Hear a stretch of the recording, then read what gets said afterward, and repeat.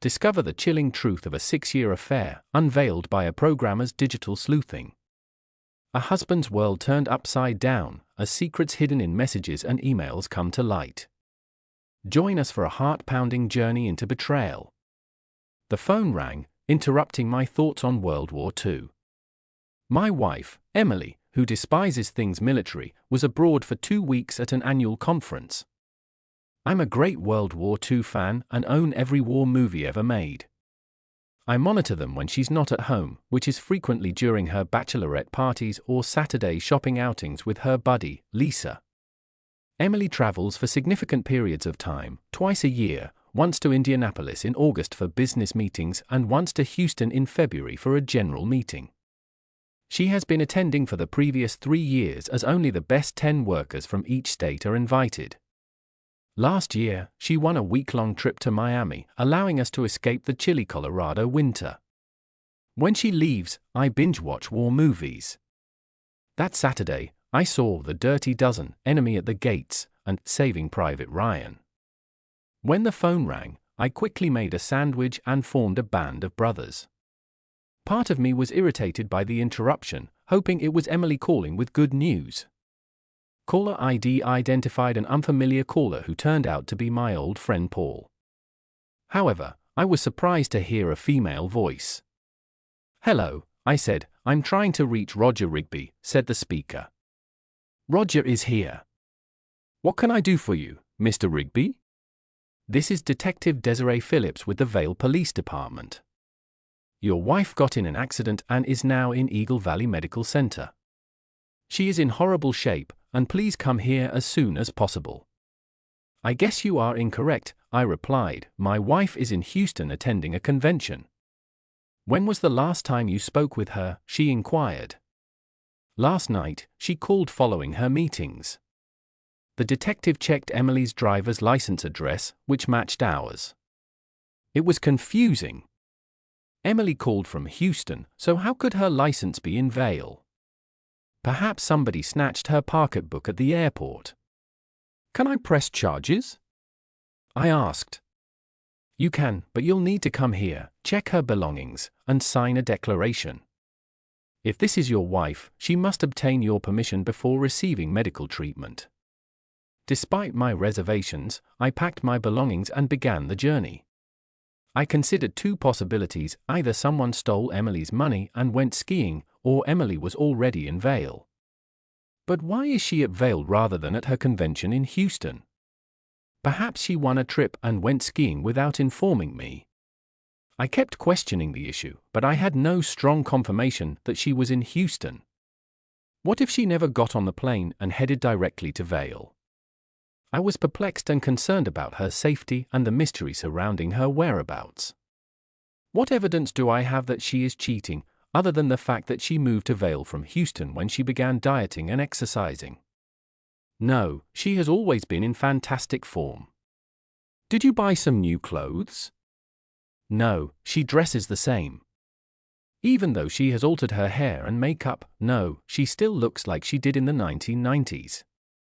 She does not receive weird phone calls, act harsh, or turn me down for lovemaking. She exhibits no mood swings or indicators of cheating. The only thing that makes you suspicious is your location in Vale.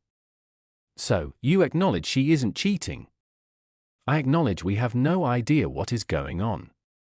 As I descend from the past into Vale, I worried, what if she was cheating?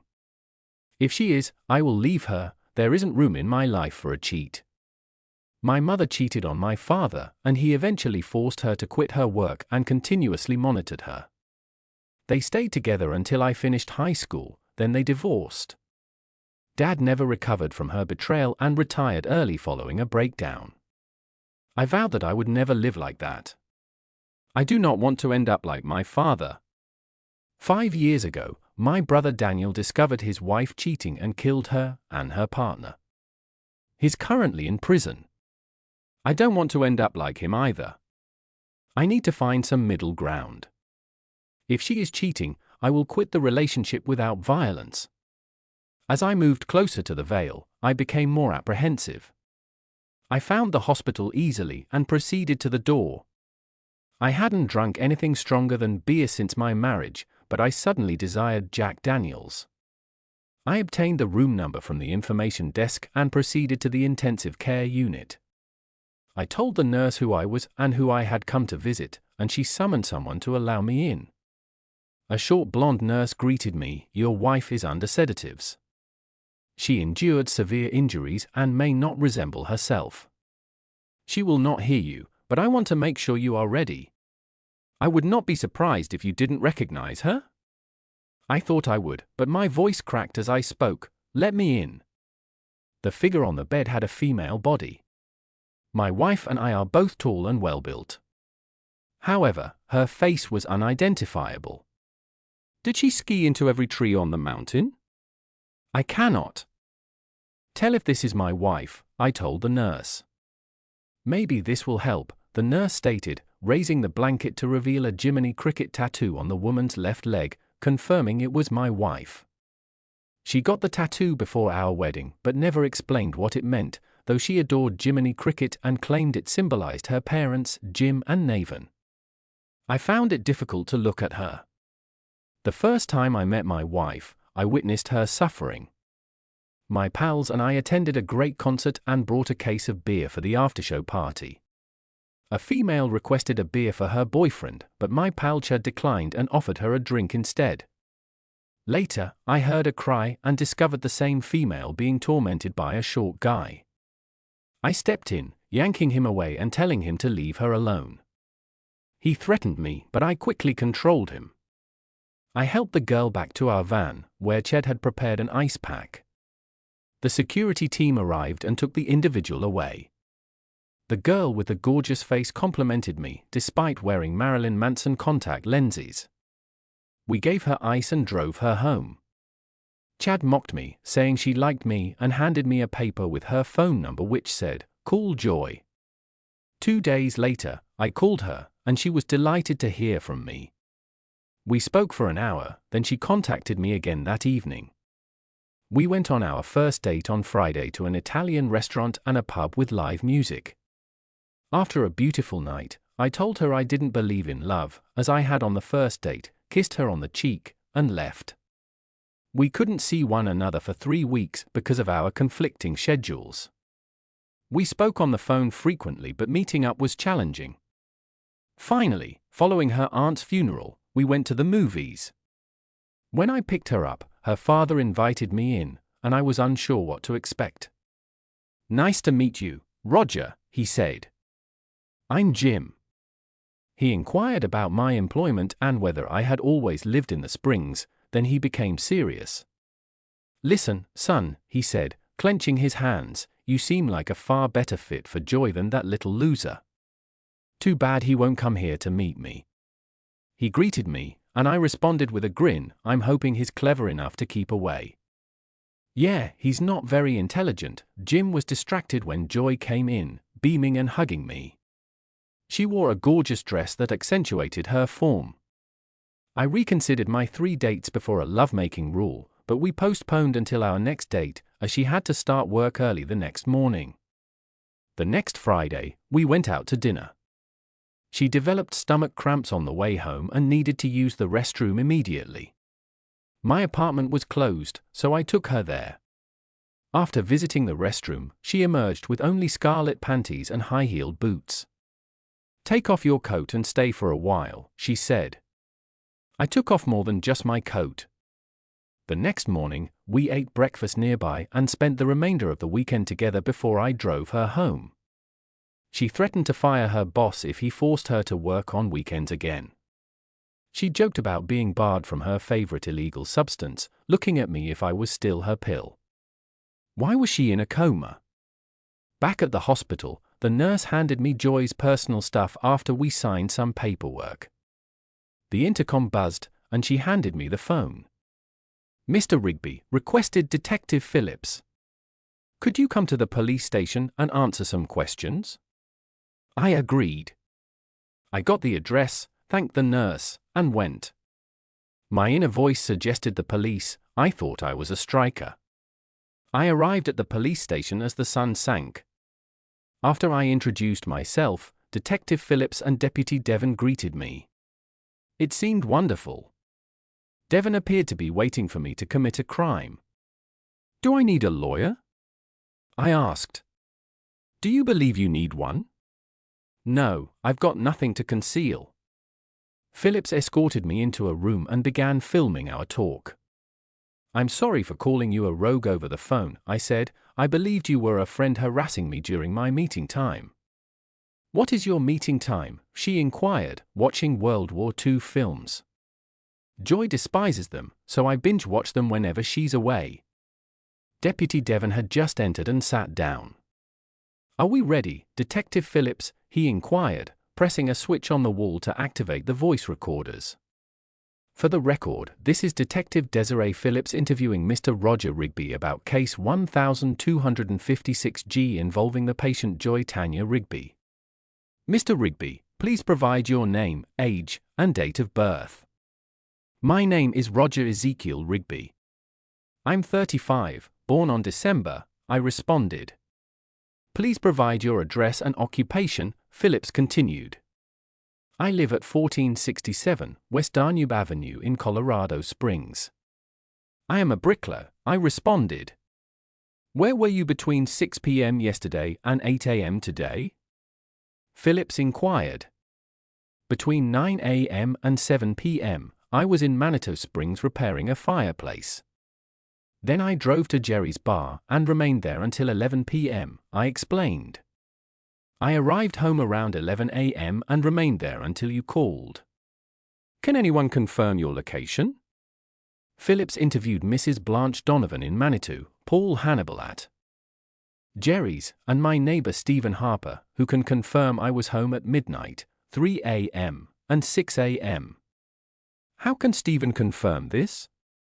Deputy Devon interjected. We both have dogs that need walks at the same time. Stephen is a night owl who always stops by to say hello whenever he sees me, I responded. They conferred for a moment, then Phillips continued. When did you last see your wife? Phillips inquired. Monday morning, when I transported her to the airport for her flight to Houston, I said. Why was she flying to Houston? Phillips asked. For her company's annual general meeting. Only top performers attend, and this is her third year, I replied. What is your wife's occupation? Phillips questioned. She sells life insurance for TransUnited. You know those commercials where the old guy tells a kid to be prepared for the inevitable? I hate that ad, I said. They nodded. I cringe every time it airs. Anyway, she flew to Houston, I added. So you saw her off at the airport? Phillips asked. No, I planned to, but we had to go back home because she forgot her bag. I dropped her off later than planned and had to get to work, I explained. How could she forget her luggage? Phillips questioned. She thought I took it to the car when I warmed it up, I asked. Why didn't you take her bag? Phillips asked. When I went to start the car, her bag was still open on the bed. I didn't notice it wasn't in the car until we were on the road, I clarified. How often does your wife travel for work? Phillips asked. Twice a year, 2 weeks in February for the general meeting and 2 weeks in August for training in Indianapolis, I answered. Is the meeting always in Houston? Phillips inquired. No, it moves. Last year, it was in Los Angeles, in New York, I responded. They conferred again, then Devin questioned, Mr. Rigby, do you know anyone who might want to injure your wife? Not really, except maybe a few of her clients, I responded. Why would they want to harm her? Devon asked. The company's sales tactics can upset people. Most of her clients sign up for a complimentary children's info kit, then she offers them life insurance, I explained. Did she meet clients in Vail? Devin asked. I do not know. She should be in Houston, I replied. Do you know someone she might be with? Phillips questioned. I compiled a list of her colleagues who could know why she wasn't in Houston, I said. Devon gazed at Phillips. Okay, Mr. Rigby, you may leave. Are you going to go home tonight? No, I'll find a motel, I replied.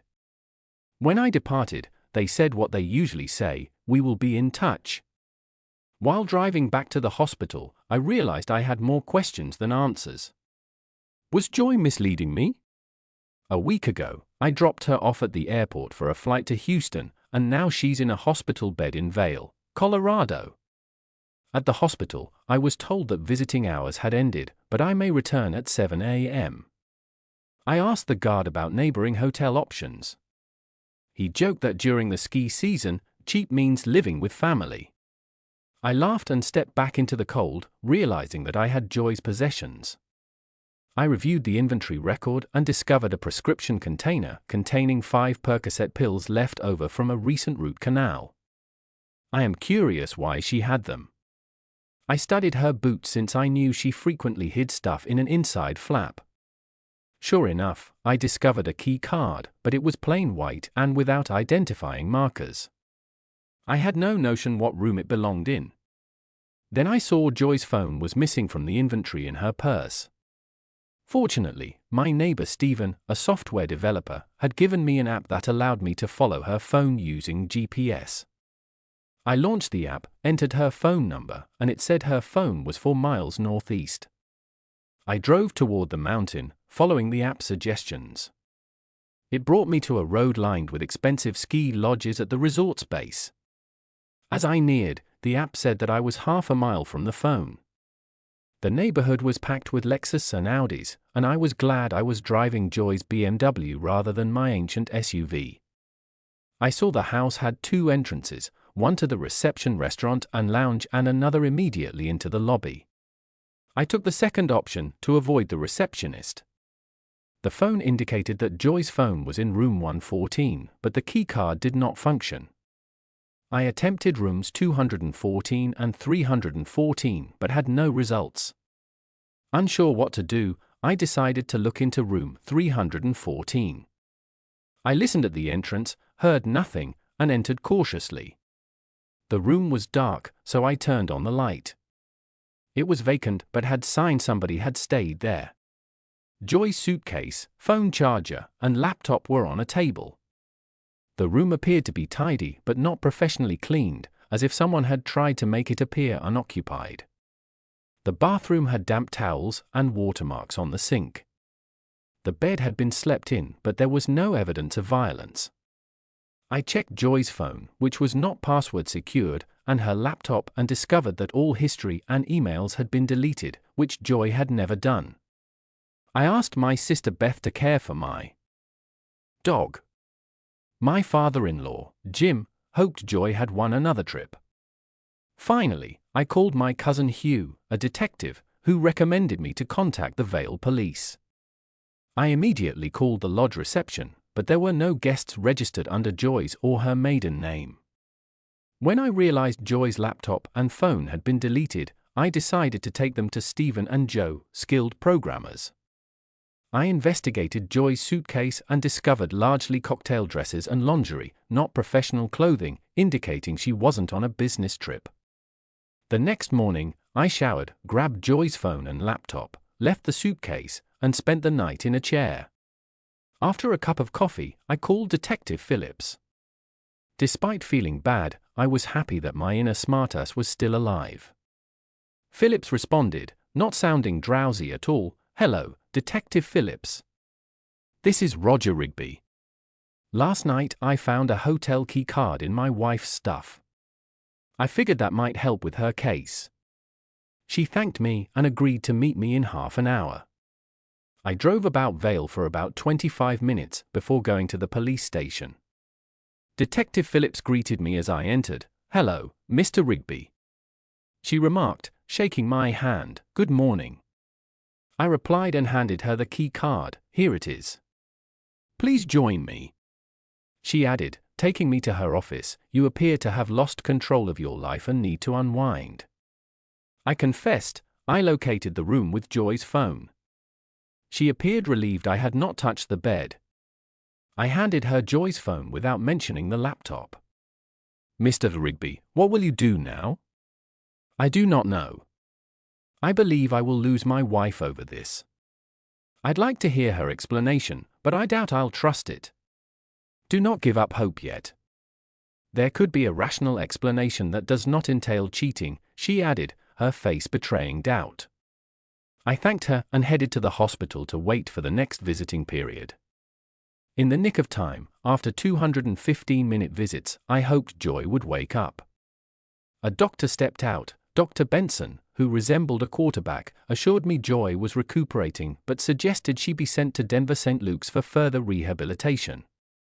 He indicated that her injuries were likely caused by a strike to the head, and I authorized her transportation. Later, he altered his intentions to St. Augustine Hospital in Colorado Springs, which is closer to her family. I signed additional paperwork, paid a final visit, and then left, unhappy about my future. Joy, I am not sure why you are here or what is going on, but it appears that our marriage cannot take these secrets. I will not file for divorce until we talk, but it feels like it's done. I left the hospital with tears in my eyes.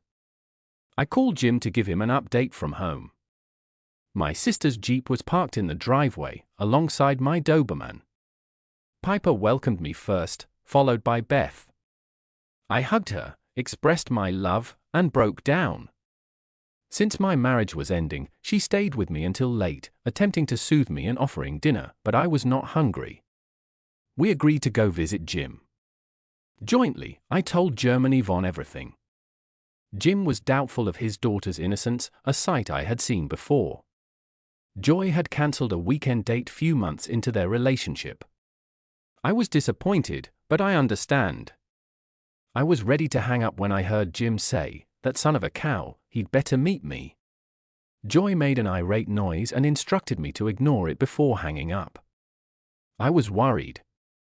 Why was he furious with me? 10 minutes later, I was on her doorstep, and Jim was screaming at me, "You are no better than that little rogue." "If you believe you need to lash my daughter, be a man and whip me," Garrett asked, perplexed. "Should I whip your daughter, what?" I answered in shock. He assumed she didn't go out last night. "You believe you're tough. What's driving you to whip now?" Garrett continued. I shouted, "Garrett is the only person I have punched. I've not seen Joy since the night I met her. Last weekend we rarely see one another during the week. Before you start ranting, be sure you have the facts." At that point, Joy and Ivan appeared, and I noticed Joy had a black eye. "What happened with your eye, baby?" I inquired, my voice softening. Jim exclaimed, "You punched her, you idiot," as he prepared to respond. Joy spoke up, "He did not punch me." I apologized, "Daddy, but I had supper with Garrett last night, and we argued." I walked to my car.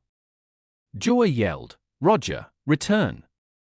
Jim caught up with me, "I'm so sorry, son." Joy added, "Sorry, baby, it was only dinner." "Jim, I realized how angry you are. I apologize. I was disrespectful." "Joy, I am sorry you were hurt again, but we are breaking up." I remained steadfast in my choice, ignoring their responses, and drove aimlessly until I arrived at Garrett's trailer park. I parked, approached his door, and knocked. Garrett opened the door. I punched him. He fell, and I kept striking him until he stopped reacting. I saw moving boxes. "Are you moving?" I kicked him again and fled, placing ice on my knuckles. At home, the phone rang, and Joy's pleading voice came through. I hung up. The phone kept ringing for an hour before ceasing. Finally, my cousin Hugh called. He warned me that the CCPD had received a call fearing Garrett Hermanez was in danger. "I don't care about him."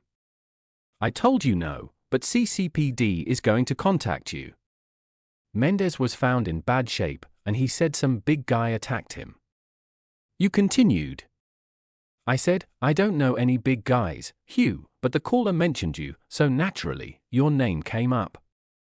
Thanks for the warning, Hugh. I hope you have a good alibi, rogue." By the time the police arrived, I was ready. My hockey gear was near the door, and my sore knuckles had only a minor scrape. The officer didn't seem too interested in finding Garrett's attacker, so my story about working on hockey equipment explained my hands. Playing on a police-sponsored hockey team didn't hurt either. On Saturday, I skated until I was exhausted, preparing for the upcoming season. One of our best defensemen was gone, so I'd get more ice time. When I got home, there were several letters on my door, largely from Joy. One was from Jim, apologizing for thinking I could hurt Joy and asking me not to be mad at her. I called Jim and told him I understood his reaction. "You reacted like any decent father would." "It's not your fault Joy didn't confess right away," I comforted him. "I'm glad to hear that. Do you want to talk to Joy?" Jim asked. I could hear Joy in the background, but I declined. "No, Jim. She followed Garrett's lead and let you think I punched her. She wrecked our date to cover her face. I don't have time to cheat on ladies," as I informed Jim and Ivan about everything from Vale. Jim looked like he was remembering the past. "I'm delighted they brought her here." "I hope you're not planning something rash," Jim said, concerned. "No, sir. I haven't hired lawyers yet, but she needs to explain this. Whatever happens, Roger, we consider you a son. Don't leave us out of your life," Jim said. I promised them I wouldn't. On the drive home, Beth inquired whether I was all right. "Do I have a choice?" "Curling up and dying is not an option," I told her. "Will you stay together even if she cheats?" Beth asked. "No, I will not become a neurotic husband with GPS trackers and spy cameras," I responded. "Mom asked about you. She loves you and would be beneficial to speak with her," Beth proposed. "So she may tell me that adultery is acceptable and that I should share my wife." "No, thanks. If there is one person I should avoid talking to, it is her," I replied strongly. Beth was always there to protect our mother when Daniel was in prison. She invited me back for more visits. I tried once, but she defended Danny, so I left.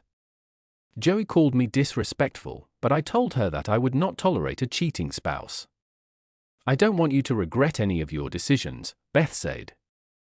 "Don't worry, I'll get the answers first," I told her. After Beth dropped me off, I headed to Stephen and Joe's. Stephen instantly began inspecting Joy's laptop. I updated them, and Stephen wanted to borrow the laptop for a day or two to investigate further. Joe offered to match me up with his cousin Joe. I quipped, "If your cousin doesn't have sick-up bosoms in a shaved pubic area, I'm not interested." "Prude," he laughed. Joe was continually trying to disgrace me, but I was not surprised by his and Stephen's lifestyle. I stayed for a beer with Joe as Stephen worked on his laptop. Joe went to bed early for work, joking about his attractive neighbor. I assumed Mrs. Jasper had been a widow for a long time. I explained. Joe laughed and bid me good night. Stephen scarcely noticed when I left. At home, I took Piper outdoors for chores and playtime in the cold. She typically tires after 3 tosses. I crawled into bed and beckoned Piper over. Joy hated it when Piper slept in the bed, but I didn't mind. Even though Piper sleeps a lot, I couldn't totally blame her for my awful dreams. I sipped coffee the next morning and tried to stay focused on the sports section until 8 o'clock. By 9, I was at Bernie Jackson's office. Bernie, Joy's supervisor, usually called me Brian rather than Roger. "How can I help, Brian?" He spoke warmly. "Is there any reason why Joy would leave the Houston convention to travel to Vale?" I questioned. "Why should Joy be in Houston?" he replied, perplexed. "Roger, this is for your company's general meeting." The meeting in Houston was intended for new agents, not star achievers. Joy, as the managing agent, frequently does not attend. I only sent one if I couldn't find a volunteer. Joy has never gone. I was stunned and growing irritated. "What about training in Indianapolis?" I encouraged my managing agents to attend, but they normally leave Sunday and return Thursday. Bernie explained, and I understood. Joy had been taking 2 weeks off and staying somewhere they. Gentlemen, if I tell you this, you must guarantee that no harm will come to them, Bernie spoke hesitantly. Bernie, my wife is in a coma. I just need answers, I answered. He hesitated but eventually revealed who Joy had been with. I was shocked at the name. An hour later, my cousin Hugh called. They found out who had rented Joy's room. We're calling him in. Can I join you when you talk to Cal? Have you inquired? I said. Sure, I went to meet Joy's boss and learned a lot from Bernie Jaggs. I'll call when we set up an interview. I spent the next few hours with the hospital's brain injury team. Part of me wanted to let Joy rot, but I needed more proof. Jim and Ivan arrived before Joy's transportation. I told them what I had learned. Jim was shocked, and Ivan begged me to wait before taking any action. I promised not to harm Joy. Can you make it through this, Ivan? I asked. I do not know. I can't trust her anymore. I saw how this affected my father, I admitted. But you took her back once, Ivan reminded me. Yes, but we weren't married, and she didn't actively deceive me, then I clarified. I didn't see Joy for 3 weeks after I attacked Garrett. She stopped calling halfway through the second week when I started ignoring calls. I realized we hadn't declared our relationship exclusive. She let her dad assume I slapped her, which was a massive red flag. I returned home after hockey practice, looking forward to a hot shower and ibuprofen. She was seated near my door. I don't answer your calls, so you come here. I asked angrily. Do you have to be such a jerk? Joy replied. I missed you, Joy said. You did not miss me. Perhaps I missed you if your boyfriend is still in bed, I replied. So you're upset at Garrett, she said defensively. No, what really irritates me is that you made your father believe I slapped you, I stated strongly. I walked in thinking she was following me. She began to speak, but I interrupted. We never chose to be exclusive, so I can't be offended that you slept with him. I'm angry with myself for not seeing the reality. I foolishly assumed that if I slept with a female we were dating, we would decide otherwise. I threw my belongings down and continued. We had some great times. You dislike the fact that I am neither abusive nor an idiot. Fine, do you desire a paranoid rogue, incapable of handling your physical needs and attacks? You enjoy it. Perhaps I'll give you brass knuckles as a wedding present. Are you done? She inquired, rebellious tears in her eyes. I am done. Why are you still around? I shot back. Listen, stupid. I apologize. I led my father to believe you had wounded me.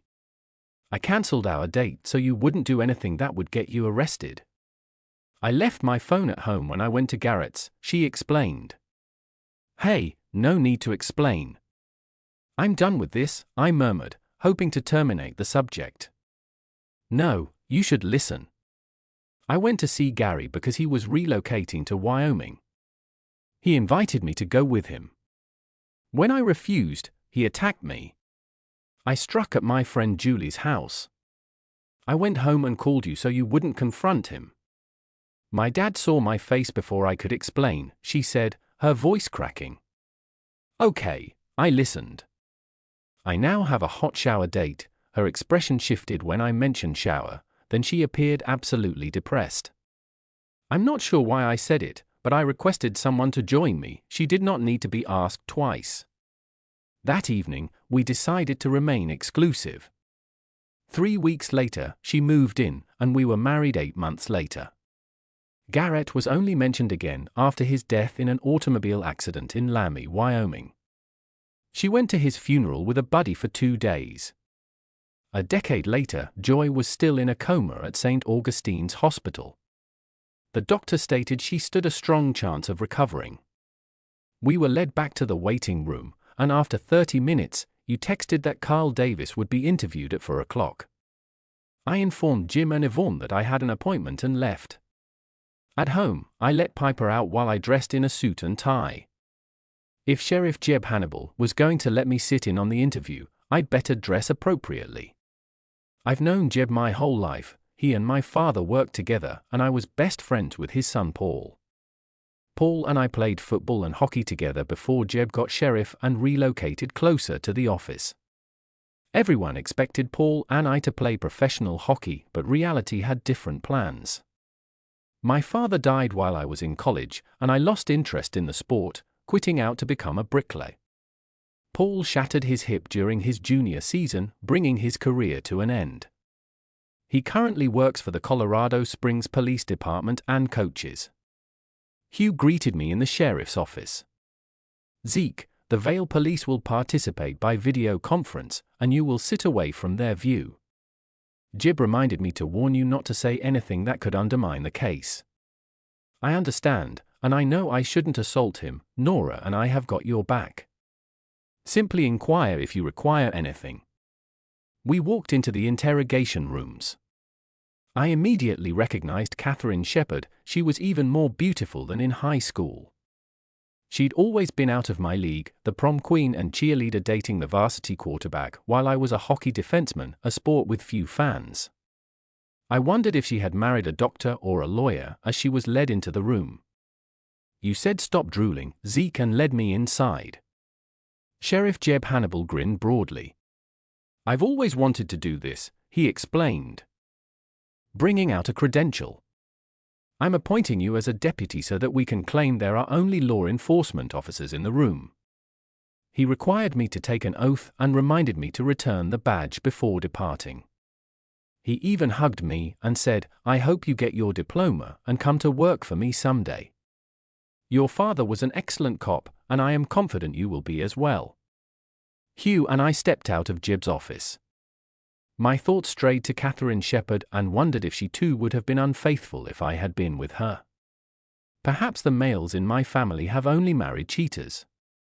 We arrived in the interrogation room, and Hugh directed me to a chair out of the camera's view.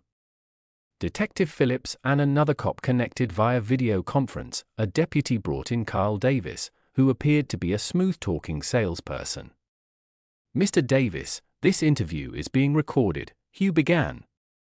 For the record, El Paso County Sheriff's Department Detective Hugh McMillan is here, along with Detectives Keith Douglas and Roger Riggs. Detective Desiree Phillips and Detective Ron Albert from the Vail Police Department are also in attendance via video conference.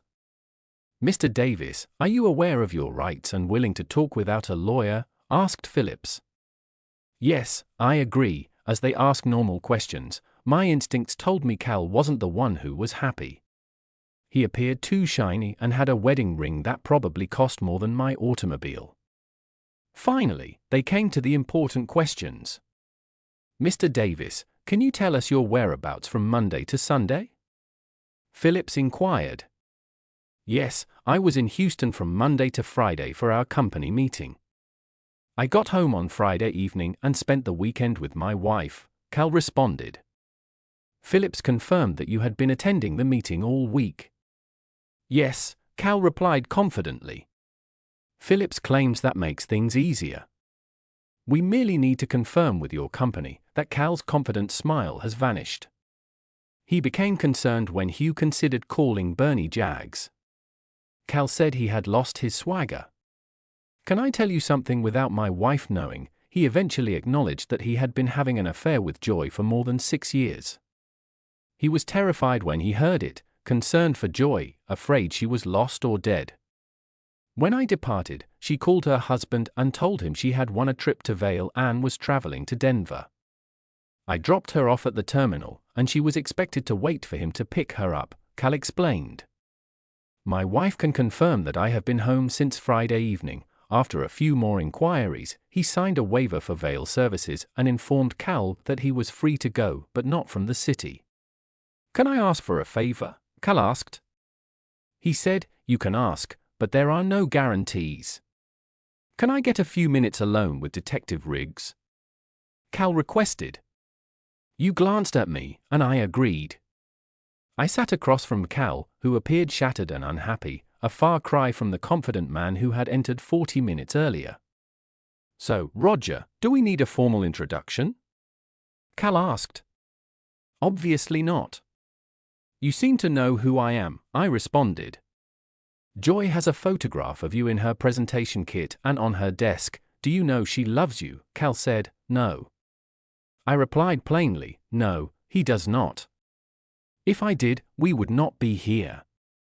Cal said, the problem is that I also love her, well, at least 4 weeks per year, I added. I bet your wife does not value your affection, Roger, I love her. I also love my wife. She is aware of my crush on Joy. Let me clarify. I knew Joy was unique when I interviewed her. I felt compelled to mentor her. One Saturday after some no-shows, so we grabbed lunch near the army installation. We had chemistry and ended up at a motel. We didn't make love for a month after that, feeling guilty but attracted to each other, Cal recounted. You don't feel guilty enough to stop, right? I remarked cynically. That sounds cheap when you say it like that. It is not, Cal defended. I did not mean to spoil your fairy tale. I replied mockingly, I understand why you're angry. I cannot imagine how you feel, but I don't regret loving Joy, Cal admitted sincerely. I could not believe what he was saying. I wanted to punch him, but I held myself. Joy was no longer my issue, so you're comfortable with your wife having an affair twice a year? I inquired. No, it's hard enough to share your excitement, but you can have her right now, Cal made an offer. So you're abandoning her because she loves someone else? Do you think I'll share? I had absolutely no notion if I'd known we wouldn't have talked for so long. I stated that I do not approve of cheating. You're probably right. That is why you and my wife took trips. Joy visited Mexico City, San Diego, and Rio. You've got Cabo San Lucas, Corpus Christi, and Miami. You were scheduled to go to Vail while my wife went to Estes Park. We limited ourselves to local trips because extra travel was very expensive. I visited Miami once. I agreed to her cheating back in Vail. You've been enjoying lovemaking in Indianapolis for 2 weeks, Cal recounted what happened during those claimed encounters. What do you mean by all these other cities? I asked, perplexed. Joy and I felt terrible, so we treated our spouses to trips. She'd invite you to join her for the second week, and I'd head home. We would spend 1 week together and then exchange. I returned home, and she spent the second week with you, Cal elaborated nonsense. Joy was abroad for 2 weeks each time while I only visited Miami. That room had been occupied for only 1 night. So was she cheating on me? I accused Cal and began to cry. Is it true were you cheated on? I'm not interested. Tell Joy I said hi, she's in St. Augustine, what's this room 2410, inform her father that I will be in touch, Cal replied coldly. I was about to go out the door when he asked, so I paused, you're not gonna tell my wife, are you? I honestly don't know. She is your wife. Even if I did, I wouldn't harm her. No, I will not inform her. It's better knowing that your guilt will consume you, but it won't. Traitors lack conscience. You will one day have to answer for this, I claimed. I was leaving. Hugh was waiting in the hallway. Hello, Zeke, I'm truly sorry, Hugh commented sympathetically. I thought we had the guy. I knew he wasn't the one who hit her as soon as he entered. How could this have happened right under my nose all along? I remarked, annoyed. A disturbance broke up our conversation. We turned to see Catherine Shepherd whack a calf. You are a useless, deceitful son of a cow. Do not return home, Calvin. I don't want to see you again. She was yelling. She sobbed as a deputy dragged her away. She glanced at me and then hugged me passionately. I'm so sorry, she wailed. It isn't your fault or mine, I explained. We both got married to the wrong people. She giggled and backed away. I wiped a tear off her face. I hope things go better for you. I informed her. I've had a few days to reflect on this. I wish you luck, Roger, she added, kissing my cheek before leaving. I recognized the cop behind her as her brother James, who was 2 grades below us in school. I comprehended why she was at the sheriff's station. I turned to Hugh and told him he had her at home, but he needed to make love with Joy. Some men simply crave what they can't have, he answered. We proceeded to Jeb's office so that I could return my badge and hear another lecture about completing my degree in becoming a cop. I've heard it before, but perhaps one day I will listen. Something has been telling me that I am missing out. The next 3 days were difficult. On Tuesday, I looked for a lawyer who would not let me get ripped over in my divorce. I hired a Denver firm that focuses on men's claims. They vowed to protect me. I was delighted Joey and I did not have children. Piper belonged to me. Joy's grandma owned the house, though Jim was technically the owner. My brother and I inherited our father's house. Daniel and his wife lived there, and they paid my rent. When Daniel killed her and her lover, her family attempted to steal the house, but my attorney protected it because of the rent payments. The court determined that I owned the bulk of the property. Joy was upset about the money I spent, but I refused to let cheaters take my father's house. In retrospect, her behavior was a red flag. Late Tuesday, I went to the hospital where Jim was on duty. He looked at me and shook his head. For how long, he inquired. It's been 6 years since she began selling insurance, but there's probably more, I admit. I can't believe my daughter would be that deceptive, Jim said, disappointed. I would not have married her if I had known, I answered. I told him everything Khaled claimed. Jim questioned why Joy never took photos on excursions as she did when she was younger. I told him I wouldn't return to the hospital because I couldn't bear to see her. He understood and requested me to remain at the house until she was ready to return to avoid any damage. I agreed and promised not to file for divorce until she healed. I'd missed Jim and Ivan, they treated me like I was their son. On Wednesday, I worked on a chimney repair and played hockey in the evening. I spent most of the first period in the penalty box for harsh play.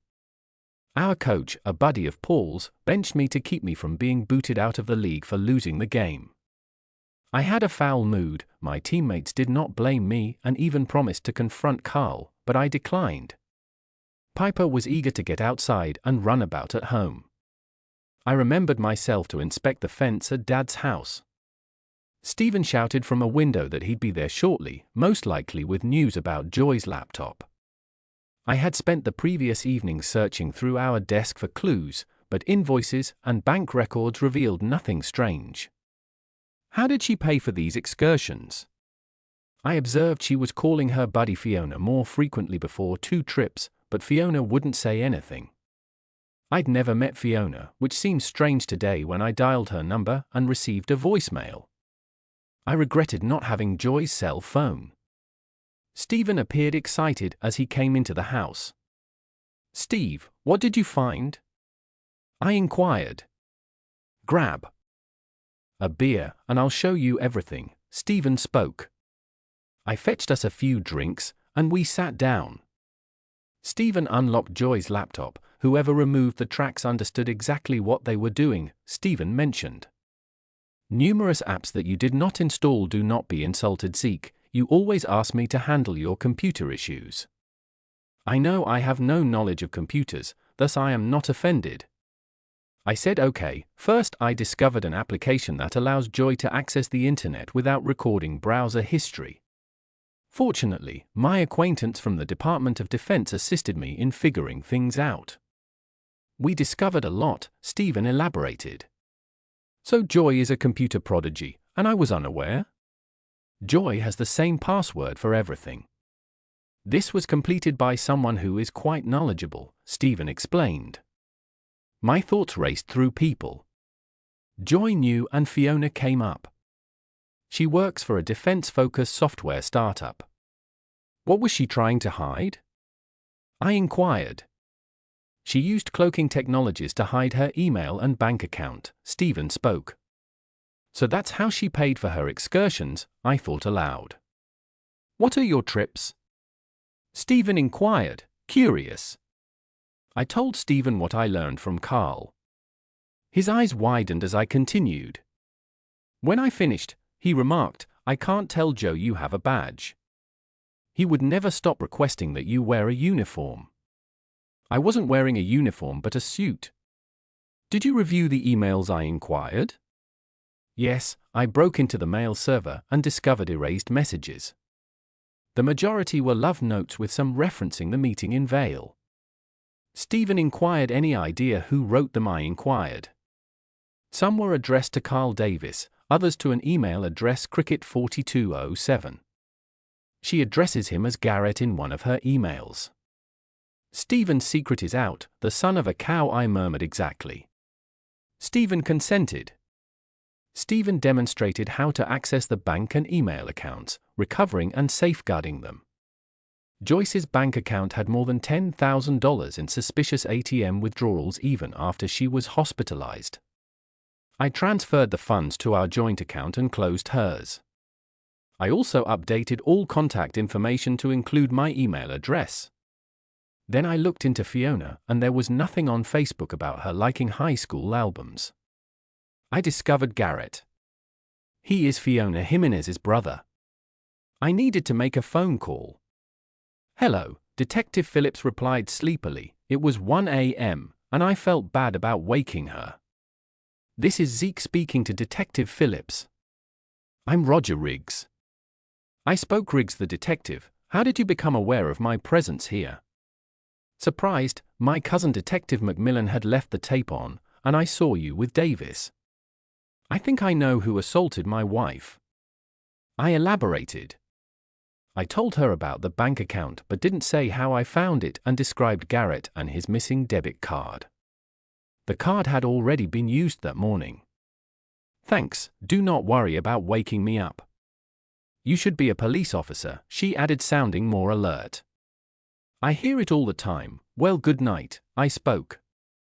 She hung up after wishing me good night. I felt both envious and pitiful. Her husband envied him for having such a hot voice.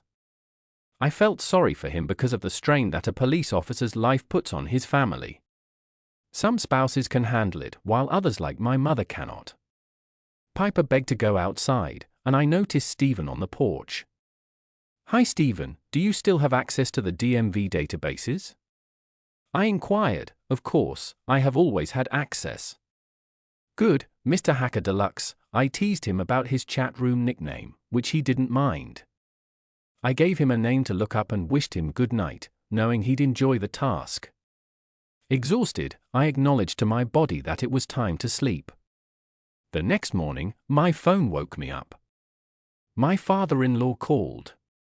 "Good morning, Roger. Joy's medications are being tapered. She should wake up within 24 hours. Jim informed me that she would be in a coma for at least a week, which was sooner than anticipated." I expressed surprise. Some test results boosted their confidence. "Have you considered pardoning her?" "Yes, no, I keep on covering more deception. There's no going back." I said. I told him everything except the secret bank account. He was distraught and hung up, disappointed. Stephen arrived just as I finished making coffee. "You won't believe what I found," he exclaimed, excited. "Good morning, Stephen. Doesn't it seem strange that you're here at 8 a.m. while he's at work?" I inquired. "You're teasing him, and he knows." Stephen said while I laughed, "You said it." I wouldn't believe whatever I asked. I'm handing him coffee. He showed me his findings, and it was like plunging down a rabbit hole. Joy had only partially lied about going to Garrett's funeral. She had actually gone to Fiona's. Fiona, Garrett's sister, was killed in a vehicle accident in Lamy, and Joy most likely initiated the affair when Joy called me to Miami last year. Garrett was in jail for minor theft and on parole in Colorado, unable to leave. That explains Joy's fixation on local trips.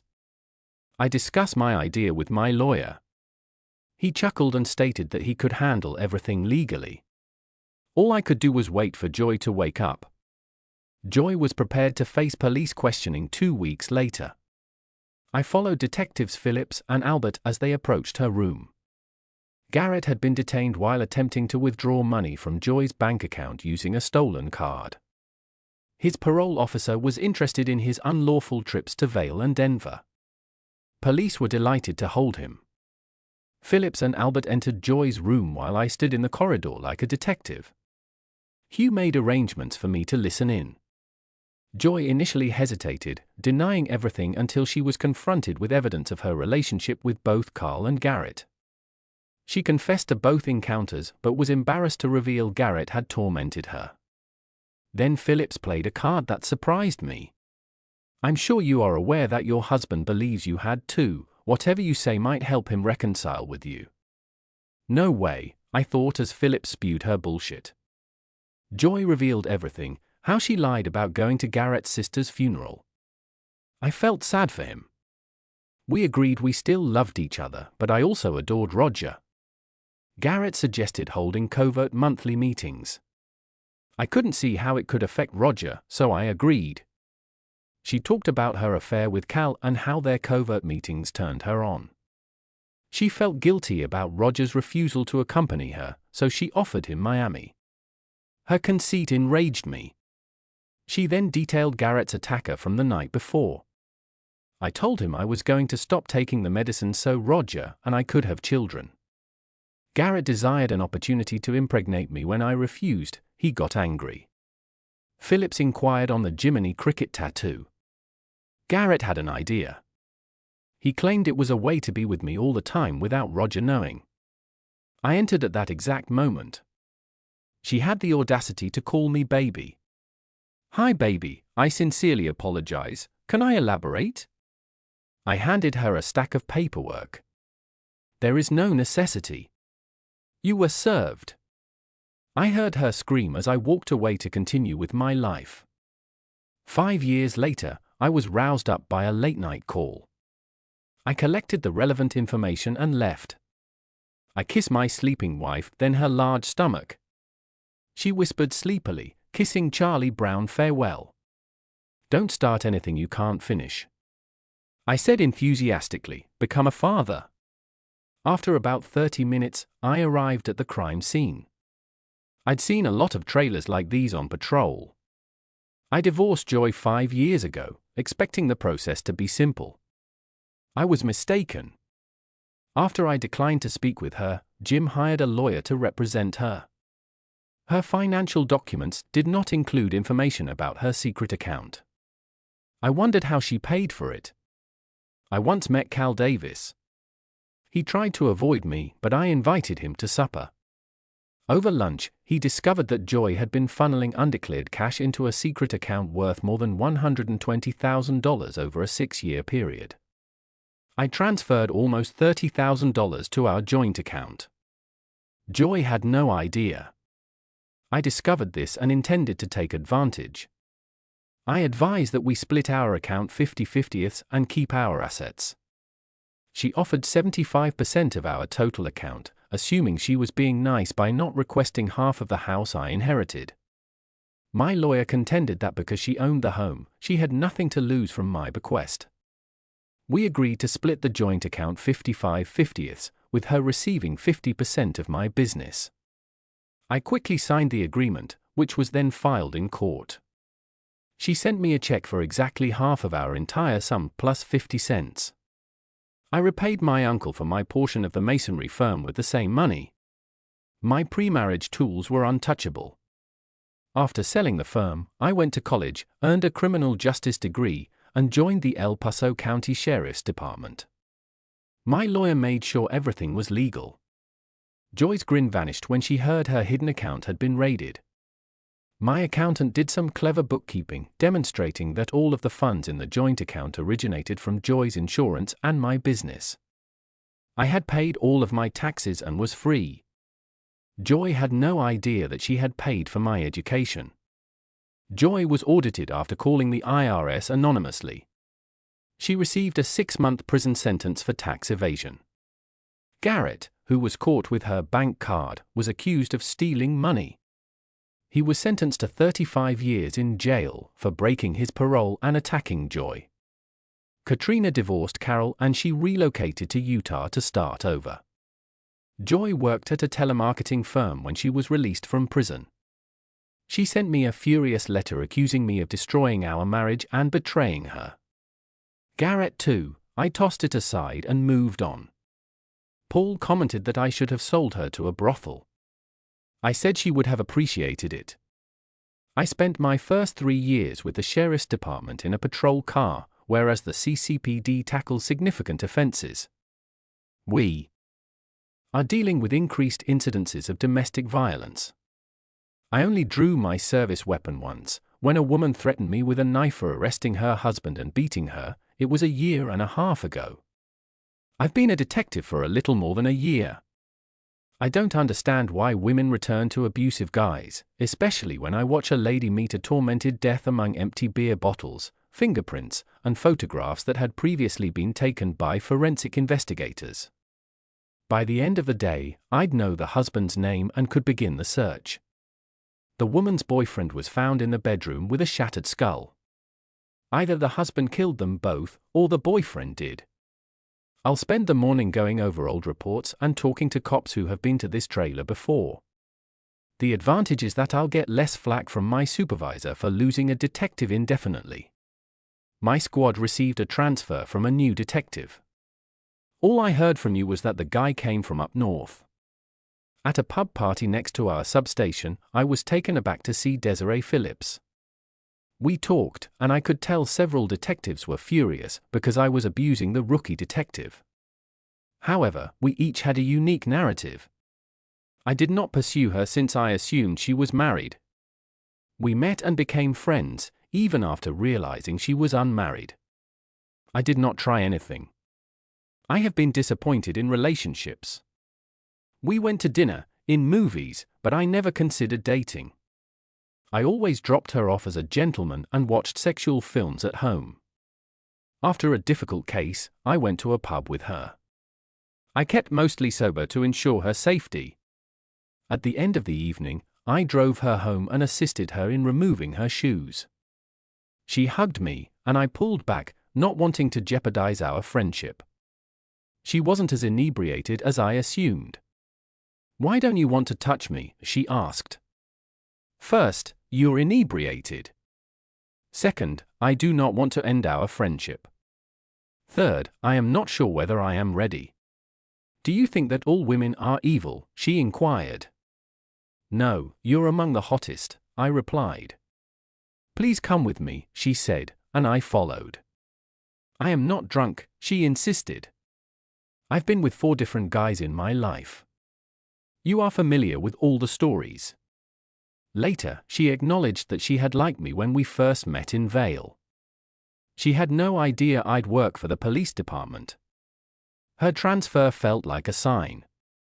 2 detectives have landed jobs in Denver. That night was the first of many nights we slept together. A year later, we married. A month later, we had a baby. My boss resented the fact that she needed maternity leave and blamed me. I used to joke with you that Nora could be his godmother, but he refused. He is not pleased that I am taking a month off to enjoy my son. As a bonus, Desiree adores World War II. Life is good, and I hope Piper is okay with living with her mother and father. Something tells me she will. Here's the next story. I made a mistake. It was our 10th anniversary, but my husband discovered me with a fair partner. You don't always realize how valuable something is until it's gone.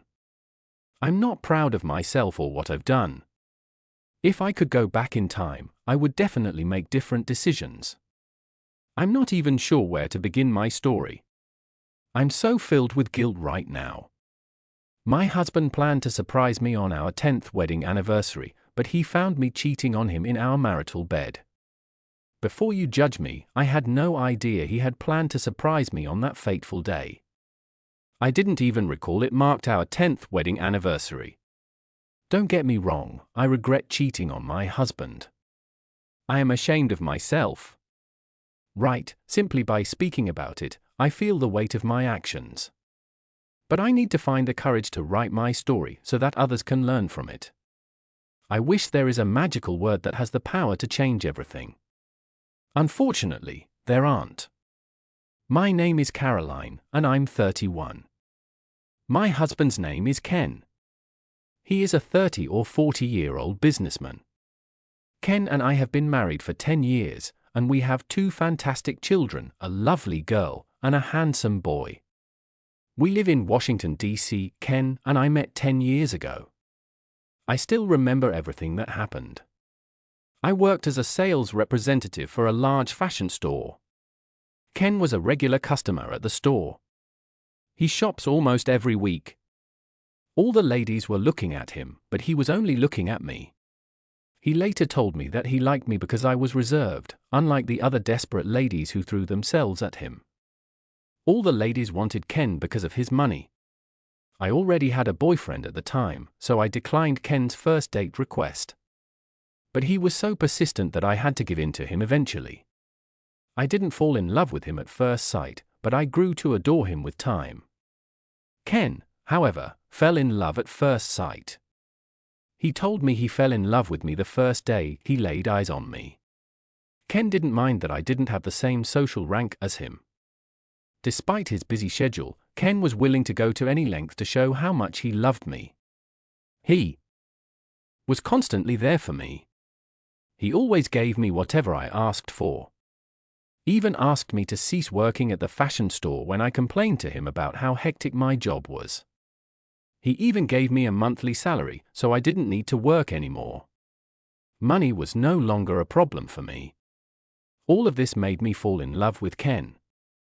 So I gathered my courage and broke up with my boyfriend, Sky. Sky was my childhood love. I found it difficult to end my relationship with him.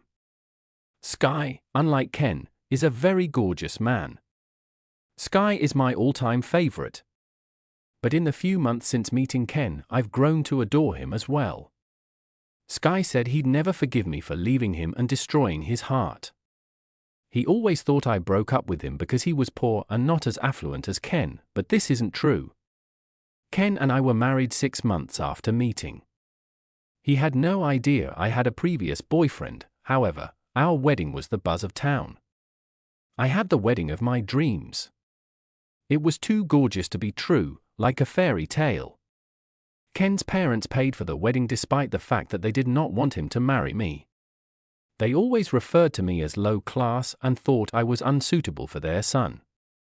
But when they saw how persistent Ken was and how willing he was to marry me without their permission, they had no choice.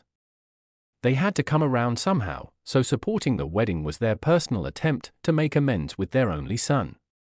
Everyone thought I was a gold digger who was marrying Ken because of his money, but they were all incorrect. I fell in love with Ken because I witnessed how he always prioritized me. Getting married to Ken was the best decision I've made in my life. Ken was more than just a good husband, he was a wonderful father to our kids. He was always there for me and my kids. Ken was extremely busy, but he always made time for myself and the kids. Ken is a thoughtful man. 3 years into our marriage, when I gave birth to our first kid, he created a large jewelry store for me.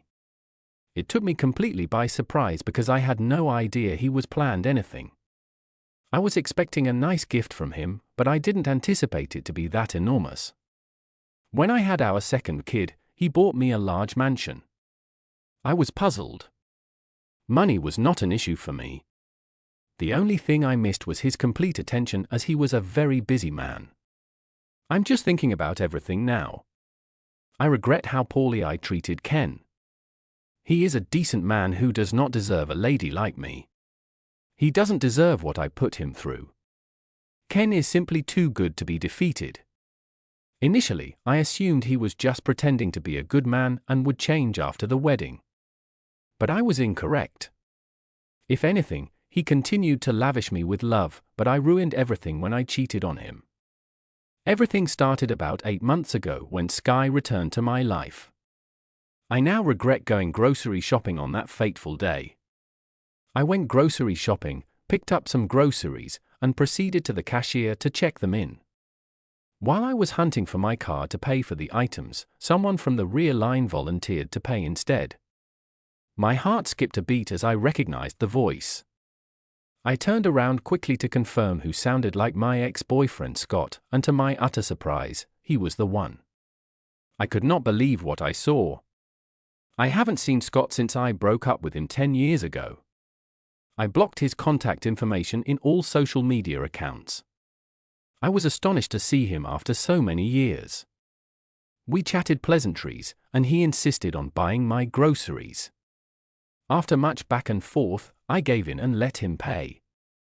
He assisted me in transporting my stuff to the car and offered me his contact information. He made me promise that I would call him. Seeing Sky reawakened old emotions. You look more gorgeous and mature. Meeting him triggered old recollections. He wasn't the same guy I knew a decade ago. He was more attractive, wealthy, and had a nice figure. 10 years ago, Sky did not have 6 packs. One fact is certain, the Sky has shifted in a wonderful manner. I fell completely in love with him again. Sky was physically appealing, he was my very first love. I've always adored him. I suppose what they claim is true, that you will never forget your first love. I arrived home that day and couldn't stop. I began to imagine what my life might have been like if we had remained together. Caroline reminisced, her thoughts consumed by the man who had re-entered her life. I decided to call Sky just to say thanks, she continued. When she phoned him, he seemed surprised but pleased to hear from her. He suggested they meet the next day, an offer she initially declined, hesitant to revisit their shared past. He said it wasn't a date, just for us to catch up at our favorite cafe, Caroline recalled. Despite her reservations, she eventually agreed to meet him, convincing herself it was merely a friendly encounter with an old friend. The following day, as Caroline prepared to meet Sky, she couldn't help but feel a flutter of excitement. Her husband Ken was away on a business trip, and she was left to her own devices. The encounter at the coffee shop was filled with nostalgia and a sense of reconnection that Caroline found intoxicating.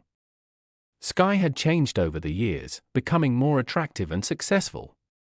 He showed Caroline pictures of their past together and confessed that he still loved her, expressing a desire to rekindle their relationship.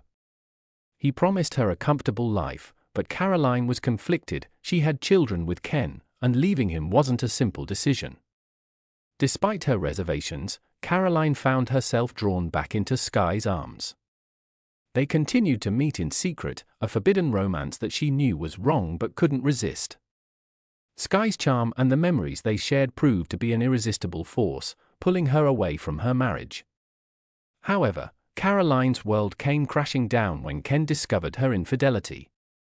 It was their 10th wedding anniversary, a day she had forgotten amidst the turmoil of her emotions. Ken had planned a surprise for her, but instead, he found her in bed with Sky. The confrontation was devastating. Ken, who had always been the calm and collected partner, reacted with uncharacteristic anger. He threw Caroline out of their home, demanding a divorce and threatening to ruin her life. He accused her of being a gold digger, marrying him for his money, and not for love. Caroline was shattered by the accusations and the reality of her situation. She had lost her husband, her home, and stood to lose her children in the ensuing divorce battle. Ken used the video he had taken of her and Sky as leverage, ensuring that she had no choice but to sign the divorce papers. The divorce proceedings were brutal, with Ken using every weapon at his disposal to ensure Caroline left with nothing. He manipulated the situation to gain full custody of their children and stripped her of all financial support. Left destitute and heartbroken, Caroline tried to reconnect with Sky, only to discover that he had been playing her all along. He had lied about his wealth and success, using her loneliness and dissatisfaction with her marriage to manipulate her into an affair. In a cruel twist of fate, Sky revealed that he had been seeking revenge for their past breakup. He had meticulously planned her downfall, and his satisfaction in her misery was evident. Caroline was devastated, realizing that she had lost everything because of her inability to resist temptation. She moved to a new city to start over, but the pain of losing her family and the life she had built with Ken haunted her. Her story serves as a cautionary tale about the consequences of infidelity and the importance of trust in a relationship. It's a stark reminder that the grass isn't always greener on the other side, and that the pursuit of fleeting passion can lead to heartache and regret. I hope everyone, especially ladies, learned something from my story, Caroline concluded. Never cheat on a good man. I am talking from experience. It is not worth it. The aftermath of everything is not worth it. I hope to one day reunite with my children and that they will understand the circumstances that led to my actions, Caroline said, her voice filled with sorrow and hope. I pray that Ken will find it in his heart to forgive me someday, and I am working towards forgiving myself too, she continued. But for now, my days are filled with the bittersweet memories of what once was and the harsh reality of what my life has become. I've learned the hard way that trust is a fragile thing, easily broken and difficult to rebuild, Caroline reflected. I've also learned that sometimes, the people we love the most can become the source of our greatest pain. As Caroline tried to navigate her new life, she found solace in the simple things: a cup of coffee in the morning, the gentle patter of rain against the window, and the quiet moments of solitude that allowed her to reflect on her past and dream of a different future. I've started to find small joys in life again, she shared. It's a slow process, but each day I become a little stronger, a little more resilient. Despite the challenges, Caroline was determined to make the most of her situation. She found a job as a sales representative at a local fashion store, a role that allowed her to use her creativity and passion for style. I may not be the person I once was, but I'm learning to appreciate the person I'm becoming, she said. I discovered that even in the darkest times, there's always a glimmer of light if you're willing to look for it. Caroline's journey was far from over, but she was beginning to see that it was possible to move forward, to heal, and to find happiness again, even after the deepest heartache. I hope my story can be a lesson to others, she concluded. May it serve as a reminder that our choices have consequences, but it's never too late to make better ones and to seek the forgiveness and understanding that can help us find our way back to the light. In her heart, Caroline knew that the road to redemption would be long and filled with obstacles, but she was ready to face them head-on, one step at a time.